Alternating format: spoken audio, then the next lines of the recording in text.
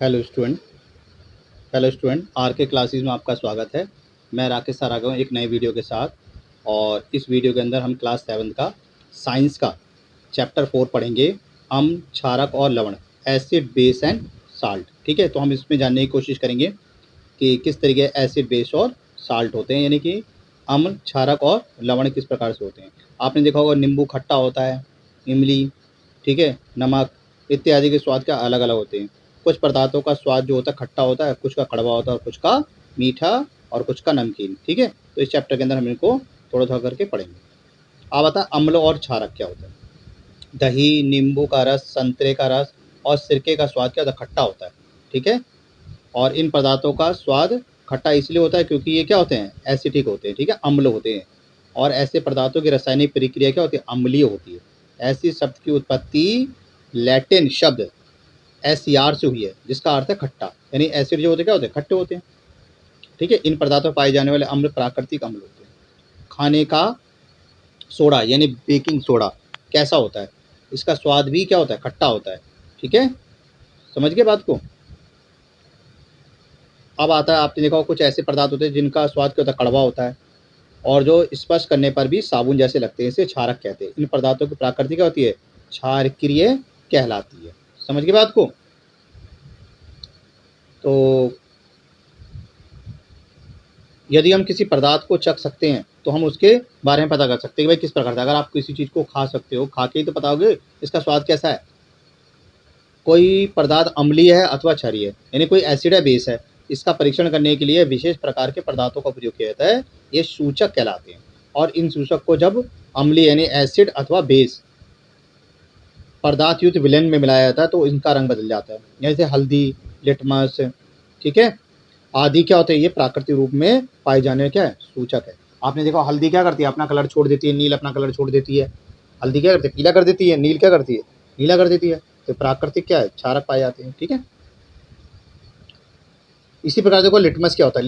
Litmus एक प्रकार का प्राकृतिक क्या है, इंडिकेटर है, यानी रंजक है। लिटमस क्या है, एक नेचुरल इंडिकेटर है, यानी प्राकृतिक रंजक है। सबसे सामान्य रूप से उपयोग होने वाला प्राकृतिक सूचक लिटमस है। इसे लाइकोन से निष्कासित किया जाता है।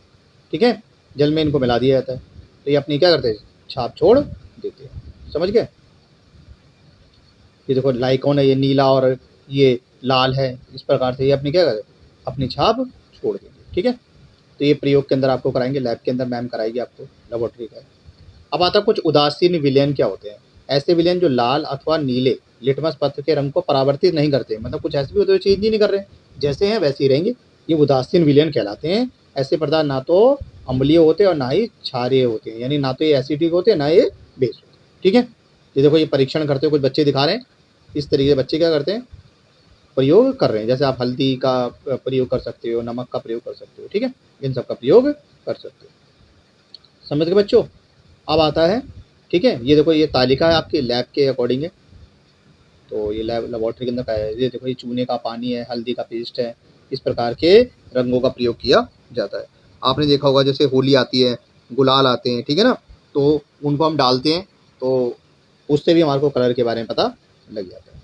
ठीक है, ये देखो ये लैब के अंदर ये अम्ल, सूचक और क्षारक इनका दिखा रखा है सारा सारा लेबोरेटरी के अंदर बना के। ठीक है, अब आता है उदासीनीकरण क्या होता है। उदासीनीकरण का मतलब होता है कि अम्ल नीले लिटमस को क्या करते हैं, लाल कर देते हैं, और क्षारक लाल लिटमस को क्या करते हैं, नीले कर देते हैं। यानी कि एसिडिक जो होते हैं वो क्या करते हैं, नीले लिटमस को क्या करते हैं, रेड कर देते हैं, और क्षारक जो होते हैं वो क्या करते हैं, लाल लिटमस को नीला कर देते हैं। ठीक है, समझ गए। इसी प्रकार से हमने इनका प्रयोग देखा है। ठीक है, ये लैब के अंदर हो रहा है सारा सारा। अब यहाँ पर लैब का सामान तो है नहीं। ठीक है, तो ये चैप्टर ये देखो ये अम्ल प्लस सूचक, ये होता है उदासीनीकरण की प्रक्रिया है, जिसमें परख नली की सहायता से यानी टेस्ट ट्यूब की सहायता से प्रयोग करते हुए दिखा रहा है। उदासीनीकरण अभिक्रिया में नए पदार्थ निर्मित होते हैं जिसे लवण कहा जाता है। लवण अम्लीय, क्षारीय तथा उदासीन प्रकृति के हो सकते हैं। ठीक है, समझ गए।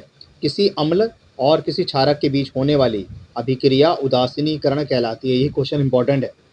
किसी अम्ल और किसी क्षारक के बीच होने वाली अभिक्रिया क्या कहलाती है, उदासीनीकरण कहलाती है। इस प्रक्रिया में ऊष्मा के निमित्त होने के साथ साथ लवण और जल क्या होते हैं, निमित्त होते हैं। ठीक है, अब आपने देखो एसिटिक रेन क्या होती है, अम्लीय वर्षा क्या होती है। क्या होता है कि जब गंदा पानी हो गया, नाइट्रोजन ऑक्साइड हो गए, सल्फर डाइऑक्साइड हो गए, इनके कण जो होते हैं वो सारे के सारे क्या करेंगे, जल बाष्प के कारण यानी वाष्प उत्सर्जन के कारण, ठीक है, ऊपर चले जाते हैं, तो बादलों के अंदर मिल जाते हैं, ठीक है। और जब बारिश होती है तो क्या होता है, और इन्वायरमेंट के अंदर डस्ट पार्टिकल अधिक मात्रा के अंदर पाए जाते हैं, और तो ये जब नीचे की ओर गिरते हैं उनको एसिड रेन कहा जाता है। तो कभी भी जब पहली बारिश हो तो इसमें नहीं नहाना चाहिए, क्योंकि ये एसिडिक रेन होती है, इससे आपकी त्वचा खराब हो सकती है, चेहरे पर धब्बे या दाने इत्यादि हो सकते हैं, या एलर्जी, एंटी एलर्जी कोई प्रॉब्लम हो सकती है, ठीक है। जब 2 या 3 बारिश हो जाए तब नहा लो, क्योंकि पूरी डस्ट जो होता है वो नीचे गिर जाती है, ठीक है। ध्यान रखना, आपसे पूछ सकता है कि एसिड रेन क्या होती है, ये बहुत इंपॉर्टेंट क्वेश्चन है, ठीक है। इसी प्रकार से देखो, अगर हम देखें तो क्या बनेगा, अम्ल प्लस क्षारक इक्वल टू लवण प्लस जल, ठीक है। ये एग्जाम्पल बता रखा है एक प्रकार का, जैसे कि हाइड्रोजन ऑक्साइड हो गया, ठीक है, हाइड्रोक्लोरिक एसिड हो गया HCl plus sodium hydroxide NaOH, sodium chloride NaH plus water H2O plus ऊष्मा, तो ये बनती है, ठीक है, समझ गए। अब आता है मृदा उपचार क्या होता है, रासायनिक जो उर्वरक होते हैं का प्रयोग मृदा को अम्ल बना देता है। यदि मृदा यानी मिट्टी अत्यधिक अम्लीय अथवा क्षारक होगी तो पौधों की वृद्धि अच्छी नहीं हो पाएगी, ठीक है। और जब मिट्टी अत्यधिक अम्लीय होगी तो उन्हें बिना बुझा हुआ चूना अथवा बुझा हुआ चूना जैसे क्षारकों से क्या कहता है, उपचरित किया जाता है, यानी उनको ठीक किया जाता है, मिट्टी को ठीक करना है।